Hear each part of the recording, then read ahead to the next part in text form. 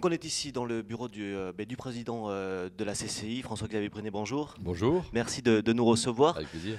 Pour évoquer cette année, d'abord l'année 2013 qui vient de s'achever, et puis surtout l'année 2014. On va essayer de positiver dans ce magazine de l'économie en partenariat avec Pyrénées Info et la CCI de Tarbes et des Hautes-Pyrénées, parce que l'économie des Hautes-Pyrénées est vivante, elle est globalement en bonne santé. On y reviendra, mais d'abord 2013 qui a été marquée par une année économiquement quand même difficile. Une année économiquement difficile au regard du contexte économique et social national européen. Hein. Je vous rappelle, et je rappelle toujours, que nous sommes dans une situation dans laquelle le taux de marge des entreprises françaises, donc par nature et par conséquence dans les Hautes-Pyrénées, est non seulement un des plus bas d'Europe, mais également à son plus bas historique, avec un effondrement de la consommation des ménages et un effondrement ou une baisse significative de l'investissement des entreprises, lié notamment au poids désormais reconnu, y compris par le chef de l'État, des prélèvements obligatoires et des impôts excessifs. Donc on est dans un contexte économique qui a été très difficile pour le monde économique et pour les entreprises de ce pays et donc de ce département. Et au surplus, nous avons connu une année 2013 qui a été caractérisée par une catastrophe naturelle de grande ampleur, dont nous n'avons pas fini de payer ni les prix économiques, ni humains, ni même psychologiques pour beaucoup d'habitants des vallées sinistrées. Alors, on a pu le voir notamment lors de la dernière Assemblée générale de la CCI, où des chiffres précis ont été donnés sur les inondations. On a vu pour certains secteurs d'activité, c'est jusqu'à 30-50% des entreprises, des emplois qui ont été concernés par ces inondations, beaucoup dans le tourisme et l'hôtellerie, la restauration. La CCI a été très active dès les premières heures après la catastrophe. Vous avez raison de rappeler que c'est une part très significative d'entreprises, notamment dans le secteur touristique de ce département, qui ont été touchées. Vous citiez les chiffres 35 à 40%, c'est pour les terrains de camping, l'hôtellerie de plein air, mais ce sont 20% des hôtels du département, dont une partie importante à Lourdes avec plus de 13 000 lits. C'est également 10% des restaurants de ce département, mais aussi des activités industrielles. Je pense à la zone industrielle de Pierrefitte avec Ferropem et Midjavilla, avec également des activités artisanales et autres. Donc le tissu économique a été fortement impacté. Alors, dès les premières heures de la survenance de cette catastrophe, la Chambre de commerce et d'industrie s'est associée à la formidable mobilisation de tous les acteurs de ce département. Je veux la saluer, notamment à l'initiative du président du Conseil général, relayée également et soutenue par les services de l'État, managés par le préfet de ce département. Il y a eu un grand élan de solidarité, des efforts considérables qui ont été faits, notamment sur la reconstruction des infrastructures. Moi, je pense que les travaux colossaux qui ont été faits pour les accès à Barèges ou à Cauterets méritent d'être soulignés. Pour notre part, pour ce qui relevait de nos compétences, nous avons constitué une cellule de crise immédiatement que nous avons basée à Lourdes.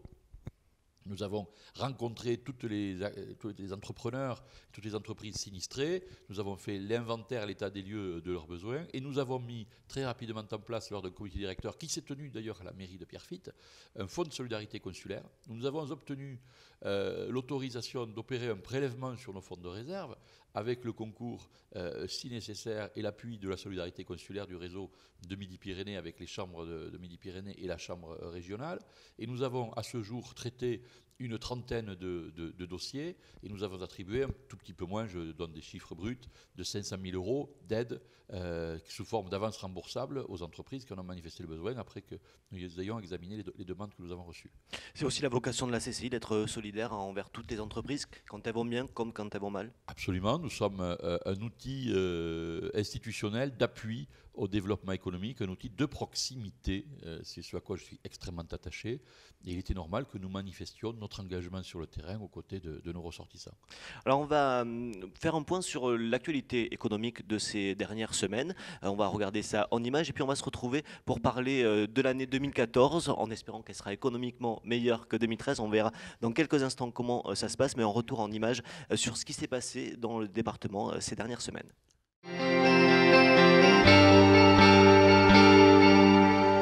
L'actualité économique de ces dernières semaines, l'année 2013 qui s'est terminée par une visite de l'entreprise Prugent par les élus de la Chambre de commerce et d'industrie juste avant l'Assemblée générale qui est désormais décentralisée. L'occasion pour les élus consulaires de découvrir ou de redécouvrir cette entreprise de pointe qui permet à l'économie des Hautes-Pyrénées de rayonner sur le monde entier grâce à la création des présentoirs pour les plus grandes marques internationales. Le salon du mariage qui s'est déroulé au parc des expositions de Tarbes à la mi-janvier, l'occasion pour 50 commerçants venus de Tarbes, des Hautes-Pyrénées et de nos voisins, béarnais ou gersois, de présenter leurs produits aux futurs mariés des Hautes-Pyrénées. C'est le seul salon du mariage dans notre département désormais. L'occasion de découvrir les dernières tendances en termes de costumes, de traiteurs ou encore d'animation. Les vœux de la CCI qui sont déroulés début d'année, le président de la Chambre de commerce, François-Xavier Brunet, avait réuni toutes les personnalités de notre département. Les commerces à l'honneur avec l'Office de commerce qui a reçu un label, on en reparlera dans notre prochaine émission. L'occasion de mettre en avant les commerces de proximité importants pour le centre-ville tarbais. Parmi les images qu'on vient de voir, il y a notamment quelque chose qui s'est déroulé il y a quelques temps. Alors, le salon du mariage, vous l'évoquiez dans cette séquence puisqu'on vous a rencontré pour un magazine spécial. Également, l'Office de commerce qui a été labellisé. Vous étiez présent puisque l'Office de commerce est porté par la CCI. C'est important aussi d'être présent dans le milieu industriel, mais auprès des commerçants de centre-ville. Alors, l'Office de commerce n'est pas porté par la CCI, il est porté par la ville de Tarbes et en son sein se retrouvent paritairement des représentants des institutions et des représentants des acteurs privés du commerce, de l'artisanat et des services de la ville de Tarbes. Donc, naturellement, la Chambre de commerce et industrie, mais également la Chambre de métier ou le Grand Tarbes. Naturellement, il est important que nous soyons engagés dans ce genre de structure et nous favorisons, car c'est un de nos collaborateurs, Jean-Pierre Bois, qui est le manager de centre-ville, et nous portons auprès des autres collectivités de ce département des projets identiques. Nous les incitons. Nous avons aidé la mise en place de l'office de commerce à Vic en Bigorre et nous travaillons actuellement à la mise en place d'un tel office à Bagnères de Bigorre. Alors à Tarbes, il est vraiment important que nous soyons présents, que nous soyons mobilisés.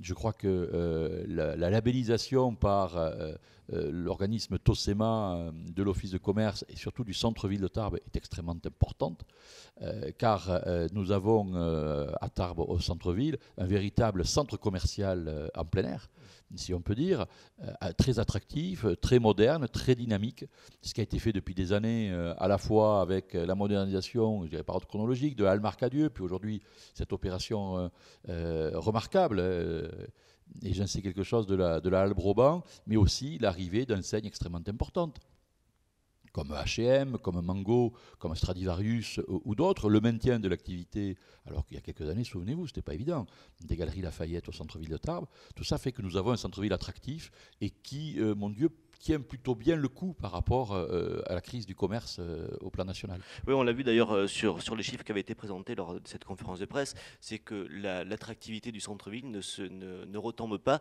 Certes, elle a parfois des difficultés, notamment quand arrivent les feuilles d'impôt, parce que le commerce est lié aussi au pouvoir d'achat des on l'a vu Bigourdans. clairement avec les comptages piétonniers qui sont opérés depuis un peu plus d'un an maintenant, donc on a déjà du recul, des éléments de comparaison.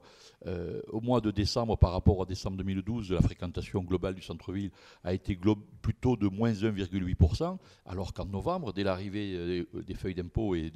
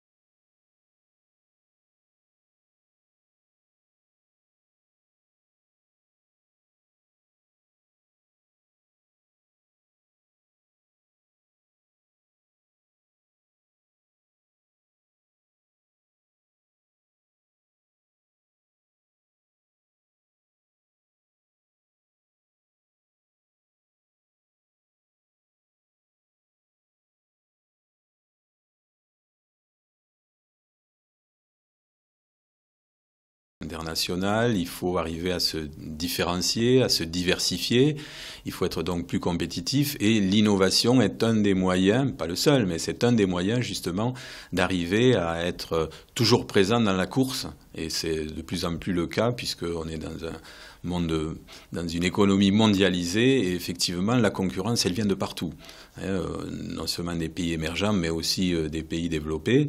Et les PME, comme les grandes entreprises, ont besoin d'innover. Donc les CCI de France ont décidé de faire de l'année 2014 l'année de l'innovation.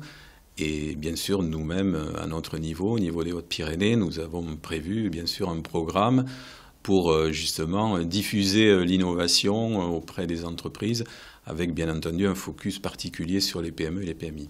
Oui, parce qu'ici, c'est essentiellement des petites entreprises. Même pour elles, l'innovation est possible. Alors, effectivement, on dit souvent que l'innovation, c'est l'apanage des grandes entreprises, ce qui est vrai, mais il y a aussi des PMI qui innovent. On a d'ailleurs dans le département quelques leaders, des entreprises de petite taille, mais qui sont toujours dans l'innovation, qui innovent sans cesse. Il n'empêche qu'il reste encore beaucoup d'entreprises de petite taille pour lesquelles l'innovation est un peu une terre inconnue.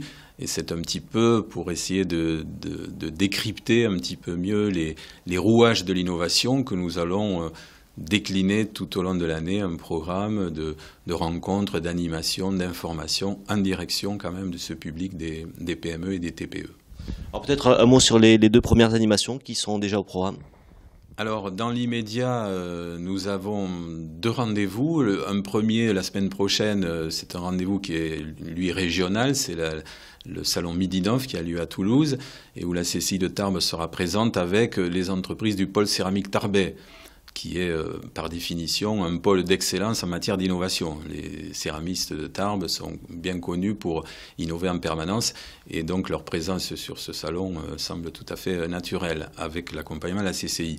Le deuxième rendez-vous, c'est le 11 février à la CCI de Tarbes où nous invitons les entreprises à venir rencontrer le CEA Tech. Le CEA, c'est le commissariat à l'énergie atomique, mais c'est aussi un centre multi-activités en matière de recherche et développement. Et donc la cellule CEA Tech, c'est une cellule de transfert de technologie. Donc ils vont venir à Tarbes en présentant d'ailleurs des produits et des systèmes qui sont issus des laboratoires du CEA et qui sont mis à la disposition des entreprises qui veulent acquérir de nouvelles technologies. On est là donc dans le transfert de technologies à proprement parler. Alors, il y aura plein d'autres rendez-vous tout au long de l'année 2014, on aura l'occasion de les évoquer. Un dernier mot sur cette innovation, est-ce qu'elle est réservée seulement à l'industrie ou elle doit s'ouvrir aussi à toutes les activités économiques ? Alors, tout à fait. L'innovation, c'est souvent la technologie. On pense souvent uniquement à l'innovation technologique, alors qu'en réalité, il y a d'autres façons d'innover. Et bien entendu, nous traiterons également d'autres aspects dans l'innovation. L'innovation donc n'est pas réservée aux entreprises qui font de la technologie. On peut innover en marketing, on peut innover en communication, on peut innover en gestion des ressources humaines, en modèle d'organisation des entreprises. Donc on essaiera également de traiter cet aspect-là. L'année d'innovation, grande année 2014 que les CCI de France ont voulu placer sous ce thème-là. On parlait il y a un instant du virage numérique que doivent faire les grandes comme les petites structures économiques. C'est vital aujourd'hui ou c'est un élément supplémentaire seulement ? C'est vital, on parlait il y a quelques instants du commerce. 2013 était pour le réseau de chambres de commerce l'année de l'industrie, 2014 l'année de l'innovation.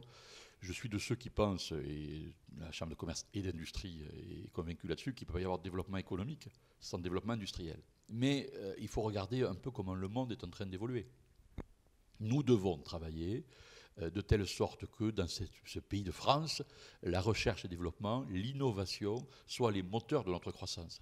Nous ne pouvons pas continuer à nous battre sur des segments sur lesquels nous sommes concurrencés par des pays à main-d'œuvre moins chère, et donc sur des produits dans lesquels, la fabrication desquels, dans la constitution du prix desquels, la part de main-d'œuvre est extrêmement importante. Par contre, nous sommes et nous demeurons extrêmement compétitifs dans la compétition mondiale sur les produits à forte valeur ajoutée et à forte innovation. Regardez d'ailleurs la constitution de la balance commerciale française, qui est largement déficitaire naturellement, mais les points qui nous permettent de sortir un petit peu la tête de l'eau, ce sont les produits, le luxe, l'aéronautique, le spatial, le médical, c'est-à-dire les produits à forte valeur ajoutée, à forte innovation. Donc cette mobilisation sur l'innovation, et notamment les questions liées au développement durable, à la protection de l'environnement, à la préservation de notre planète, à la digitalisation, je le redis, c'est extrêmement important. Je suis convaincu que la bataille de l'économie, la bataille de la croissance se jouera sur la digitalisation.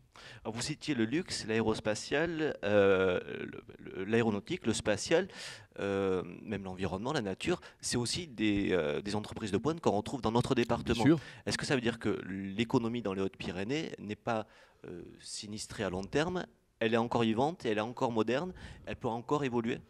Mais évidemment qu'elle est encore vivante, qu'elle est encore moderne et qu'elle va évoluer. Je ne suis pas de ceux qui, bien que extrêmement conscients des difficultés auxquelles nous sommes confrontés, se laissent aller à l'autoflagellation et au misérabilisme. Nous avons des difficultés. Et mon Dieu, quand on regarde la situation économique globale du pays, nous ne sommes pas forcément, nous, plus sinistrés qu'ailleurs. En revanche, nous avons des atouts, nous avons des savoir-faire. J'étais hier dans une entreprise de ce département qui est en train de croître très fortement sur le secteur des composites, en s'appuyant sur des potentialités de recherche dans le département, en s'appuyant sur les savoir-faire d'ingénieurs de l'ENIS et l'entreprise Nimitech à Bagnères de Bigorre. Et on voit bien qu'on peut avoir dans ce département des start-up, des pépites qui peuvent croître et se développer. Nous avons des atouts, nous avons du savoir-faire, nous avons une main-d'œuvre qualifiée et nous avons une tradition industrielle sur le secteur de l'aéronautique, notamment du ferroviaire, de l'agroalimentaire, des matériaux. Regardez ce qui vient ce qui est en train de se préparer, de se dessiner sur la zone aéroportuaire autour de Tarmac Aerosave, avec l'engagement, le confortement de l'engagement d'Airbus sur ce programme-là, aux côtés de cette entreprise. Nous avons décidé en 2014, ici à la Chambre de commerce, de mener nous-mêmes, avec nos propres moyens, une action prospective, de recherche très proactive, de potentialités et d'opportunités sur ce secteur-là, pour cette zone-là. On va dire un mot sur, parce que c'est toujours dans la continuité, vous parlez du développement des atouts des Hautes-Pyrénées, ça passe aussi par les nouvelles générations, les futures générations, et puis il y a un rendez-vous qui va se dérouler dans quelques jours, ce sera le 7 février ici dans les locaux de la CCI, c'est la nuit d'orientation, j'ai envie de dire que tout passe par là en fait. Tout passe par là et c'est une des missions fondamentales des chambres de commerce et d'industrie, c'est la formation des hommes, des équipes et aussi peut-être demain des futurs chefs d'entreprise. Donc c'est une opération nationale au sein de laquelle nous nous sommes engagés, la nuit de l'orientation. Nous la mènerons conjointement, et peut-être qu'on en dira deux mots dans un instant, avec nos collègues de la CCI de Pau, qui tiendront la nuit de l'orientation à Pau, au même moment, à la même heure que nous, ici à Tarbes, le vendredi 7 février. C'est un moment extrêmement important parce que d'abord ça permet à un jeune public, l'année dernière nous avions rencontré un immense succès à cet égard, de rencontrer des acteurs des métiers vers lesquels ils peuvent éventuellement s'orienter. Et sous une forme, je dirais, interactive, sous une forme décontractée, dans le cadre d'une soirée extrêmement sympathique, et avec des chefs d'entreprise, des professionnels qui prennent sur leur temps, et je les en remercie très sincèrement, qui prennent sur leur temps pour expliquer à ce jeune public qu'est-ce que leur métier, comment on le vit, comment on le pratique. Certes, comment on y accède, mais surtout pour donner envie. Il faut donner envie aux générations futures. Alors, toutes les infos pratiques sur cette soirée, on est allé rencontrer Sandra.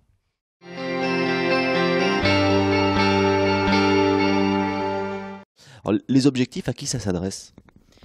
Face à la diversité des métiers et à la multitude des formations qui sont proposées, le choix d'orientation des jeunes est très difficile et très angoissant pour eux et pour leurs familles. C'est pourquoi l'objectif de la nuit est de dédramatiser ce choix d'orientation en leur proposant cette manifestation qui leur permettra de réfléchir sur leurs envies, sur leurs compétences et leur permettre d'approcher les métiers de manière plus concrète afin de se projeter dans le futur de manière plus positive. Et pour cela, il y aura de nombreux ateliers. Effectivement, en fait, l'architecture de la soirée se fera sur 4 espaces. Donc, dans un premier temps, ils auront accès à un espace multimédia où, à leur disposition, 20 PC seront équipés d'un logiciel spécifique où, à partir des centres d'intérêt de la personne, en fait, on arrive à définir des métiers qui sont faits pour eux. La nouveauté cette année, c'est qu'ils auront à leur disposition une connexion et durant un mois, à partir du jour de la manifestation, ils pourront se connecter chez eux. Voilà, pour poursuivre un peu leur projet d'orientation. Ensuite, il y aura des ateliers, un espace orientation où seront présents 12 conseillers qui les aideront à se poser les bonnes questions, qui les guideront et qui amorceront déjà un petit projet d'orientation. Ensuite, un espace speed dating des métiers où seront présents plus de 80 professionnels pour parler de leur vécu, de leur parcours, de leur formation, des avantages du métier, des inconvénients peut-être aussi, de manière à aborder le métier de manière plus concrète. Des ateliers, voilà. 3 ateliers seront mis en place, un atelier communication, un atelier sur les métiers de la métallurgie et enfin un atelier pour aborder de manière plus ludique le parcours d'orientation où là ils auront un jeu de cartes, enfin voilà, ils essaieront de se poser les bonnes questions lors de cet atelier pour se projeter dans le futur. Il y aura aussi des animations au cours de cette soirée qui se déroulera, on le rappelle, de 17h jusqu'à 21h. C'est ça, oui, de 17h à 21h, tout au long de la soirée, diverses animations seront proposées. La nouveauté également cette année, c'est qu'un plateau Web TV sera mis en place pour aborder diverses thématiques sur les métiers, sur l'orientation, en présence de plusieurs partenaires. Nous aurons aussi l'ONICEP qui vendra des brochures liées à l'orientation, au métier. L'espace GM également proposera un espace dédié au bien-être, à la détente. La Fédération du bâtiment proposera également une animation sur tous les métiers, l'IRTH sur les métiers de l'hôtellerie. Le tout dans une ambiance conviviale, festive, avec plusieurs moments de détente et de nombreux lots à gagner. Donc vous le disiez, cette nuit d'orientation, c'est le 7 février, de 17h à 21h, vous le disiez, c'est en partenariat avec la CCI de Pau. C'est pas la première fois. Alors, lors d'une conférence de presse avant la présentation d'un grand colloque, vous disiez, c'est une vieille arlésienne, les accords de partenariat entre Tarbes et Pau, on en a vu, on en verra d'autres, ça ne marche jamais. Là, vous m'avez presque démenti, j'ai envie de dire, parce qu'il y a régulièrement des accords. On voit Patrick de Stampa régulièrement ici à Tarbes, comme vous allez régulièrement à Pau. C'est là aussi, je disais tout à l'heure le mot vital, c'est vital de travailler ensemble. Mais je crois qu'au bout d'un moment, il faut avoir la politique de sa géographie et la géographie de son économie. Tarbes, Pau, le Béarn, la Bigorre, mais on dit Tarbes-Pau parce que ce sont les 2 villes principales, mais j'ai envie de rajouter Bagnères de Bigorre, Lourdes, Oloron et jusqu'à Orthez. Nous constituons, et je pourrais même aller jusqu'à Dax, nous constituons un seul et même bassin de vie, un seul et même bassin économique. Donc nous devons constituer les fondations d'un rapprochement que j'espère un jour institutionnel entre le Béarn et la Bigorre, parce que c'est notre intérêt, à la fois côté béarnais et côté bigourdan. Nous constituons une seule et même entité économique, un seul et même bassin de population. Nous devons renforcer nos coopérations. Ici, nous y croyons très fort. À Pau, ils y croient très fort également. Nous allons de plus en plus nous engager dans ce secteur-là. Par la nuit d'orientation, le 6 février prochain, Patrick de Stampa et moi-même signerons avec nos collègues de l'Aragon une convention de partenariat avec les CCI espagnoles qui nous sont immédiatement voisines et nous le faisons ensemble, naturellement. C'est dans ce même esprit que la CCI pyrénéenne, dans l'occasion de l'évoquer plus largement, a été relancée il y a quelques semaines, c'était à Saint-Gaudens. Oui, alors il existe depuis de très très longues années une association qui regroupe, comme pour nos collègues de l'agriculture et des métiers, l'ensemble des CCI du massif pyrénéen. Nous avons souhaité y donner un nouvel élan avec mes collègues élus ici à la Chambre de commerce de Tarbes, Philippe Macheneau et Vincent Fonvieille. Nous avons voulu lui donner un nouvel élan, lui donner une nouvelle force, en la baptisant d'ailleurs CCI Pyrénées. Et nous sommes engagés. Il y avait d'ailleurs présent le président de la CCI de Toulouse, le président de la CCI de Pau, moi-même, des élus des CCI de l'Ariège, des Pyrénées-Orientales. Nous avons décidé, de l'Aude, nous avons décidé de nous engager dans un programme d'action pour valoriser les particularités économiques du massif pyrénéen. Et un des principaux chantiers sur lesquels nous allons nous engager, c'est la constitution, le développement, la valorisation et la promotion d'une marque Pyrénées. Je sais que Languedoc-Roussillon a sa marque Sud de France, qu'Aquitaine et Midi-Pyrénées réfléchissent et investissent dans une marque Sud-Ouest de France. Mais pardonnez ce patriotisme d'un petit Pyrénéen, moi une marque Sud-Ouest de France qui regroupe des produits et des productions qui viennent à la fois du Périgord vert comme du Couserans et du Quercy comme du Pays Basque, c'est trop large pour qu'on s'y retrouve. En revanche, la marque Pyrénées est extrêmement importante. Songez par exemple qu'actuellement pour ce début de saison d'hiver, dans les massifs français, le meilleur enneigement, il est sur le massif des Pyrénées. Et on ne parle que des Alpes dans les rédactions parisiennes. Pourquoi? Parce que nous ne savons pas suffisamment vendre nos Pyrénées. Nous devons nous engager sur ce terrain-là. Pour terminer cette première émission, est-ce qu'aussi on résume que 2014 et les années suivantes, pour l'économie des Hautes-Pyrénées, on sera plus fort si on se connaît mieux avec nos voisins et si on travaille ensemble? Nos voisins, ça peut être Tarbes, Lourdes, Bagnères, comme Bigourdan, Béarnais. Connaissons-nous mieux et travaillons bien d'abord entre nous pour être plus ouverts et plus coopératifs avec les autres. Et en conclusion de cet entretien, je voudrais saluer le projet de territoire mis en place par le Conseil général, dans lequel nous avons décidé de nous engager délibérément, à la fois sur ces questions que je viens d'évoquer, de marketing territorial, d'innovation, de formation. On aurait pu parler des problématiques aéroportuaires. Là, je crois que c'est déjà un événement en soi. C'est-à-dire que nous avons décidé de définir quelles sont les conditions de notre vouloir vivre ensemble et d'une façon non exclusive, coopérative, ouverte. C'est déjà beaucoup. C'est pas beaucoup connu dans les Hautes-Pyrénées au cours des dernières décennies. Je ne suis pas bien vieux, mais j'en ai vu passer quelques-uns des projets. Là, nous avons vraiment des atouts. Donc, moi, je suis très optimiste, mais par nature, je suis optimiste. Si je n'étais pas optimiste, je ferais autre chose. Merci François-Xavier Brunet. Comme vous le disiez, il y a beaucoup de choses à dire sur l'économie des Hautes-Pyrénées. C'est pour ça que ce rendez-vous est désormais mensuel en partenariat avec la CCI et la rédaction de Pyrénées Info. Je voudrais remercier les équipes de la CCI qui nous ont permis aussi de monter cette émission. Merci à vous. Et à très vite sur pyrénéinfo.fr et sur le site de la CCI.